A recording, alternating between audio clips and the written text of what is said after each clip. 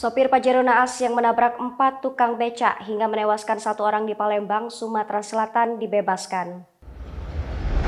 Adalah M. Fajri, 37 tahun, sopir Pajero tersebut dibebaskan melalui restoratif justice usai berdamai dengan keluarga korban. Kasat Lantas Polrestabes Palembang Kompol Irwan Andeta dalam keterangannya Kamis kemarin 27 Januari 2022 mengatakan sudah ada perdamaian antara Fajri dengan keluarga korban beberapa waktu yang lalu.